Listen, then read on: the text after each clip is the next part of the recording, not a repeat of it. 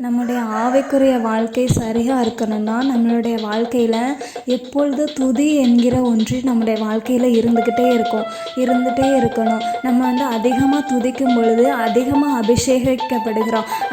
அபிஷேகிக்கப்படும் பொழுது அதிகமான அக்கினி நமக்குள்ளே இருக்கும். அப்போ அந்த அக்கினியினுடைய அளவு நம்ம இடத்துல அதிகமாக இருக்கும் பொழுது சத்துருவானவன் நம்மளை ஜெபிக்க விடாமல் பாவங்களை கொண்டு வரும் பொழுது அந்த அக்கினியானது என்ன செய்யுமா, சுட்டெரித்து விடும்.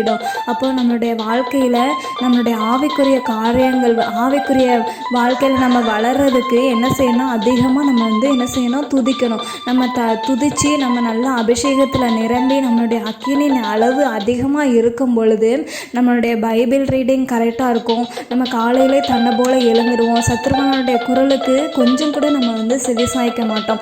நம்மளுடைய ஆவிக்குரிய வாழ்க்கை ஸ்திரப்படணும்னா நம்ம என்ன செய்யணும், அதிகமாக இயேசுவை நம்முடைய வாழ்க்கையில் துதிக்க ஆரம்பிக்கணும். நம்ம எவ்வளவு அதிகமாக அவரை நம்மளுடைய வாழ்க்கையில் உயர்த்துகிறோமோ அந்த அளவுக்கு அதிகமாக நம்மை அவர் ஆசீர்வதித்து நம்முடைய வாழ்க்கையில் உயர்த்துகிறார்.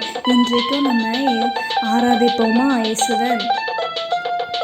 ஆராதிப்போம் இயேசுவை, அன்பு கூர்வோம் இயேசுவை, ஆராதிப்போம் இயேசுவை, உயர்த்திடுவோம் அவர் நாமத்தை.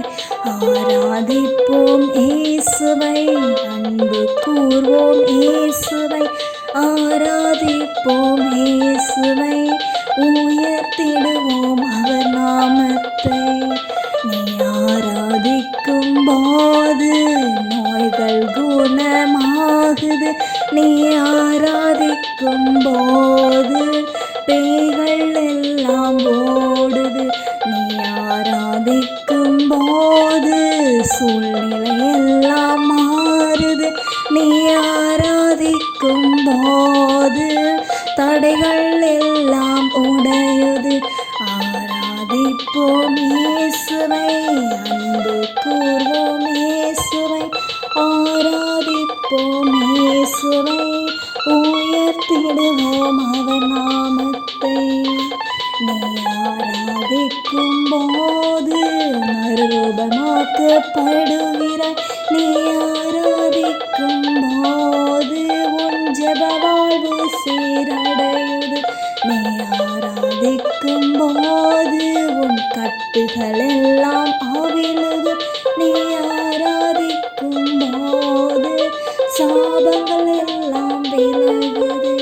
ஆராதிப்போம் இயேசுவை, அன்பு கூர்வோம் இயேசுவை, ஆராதிப்போம் இயேசுவை, உயர்த்திடுவோம் அவர் நாமத்தை. நீ ஆராதிக்கும் போது பாவத்தின் தோஷங்கள் நீங்குது. நீ ஆராதிக்கும் போது காயங்கள் கட்டப்படுகிறது. நீ ஆராதிக்கும் போது குறைகள் எல்லாம் நிறைவாகுது. நீ ஆராதிக்கும் போது பலவீனம் பலனாகுது.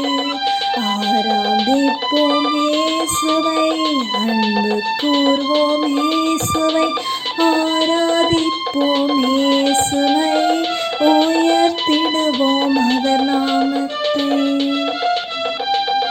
நீ ஆராதிக்கும் போது தரிசனங்கள் நீ காண்கிறாய். நீ ஆராதிக்கும் போது உன் பாவங்கள் உணர்த்தப்படுகிறது.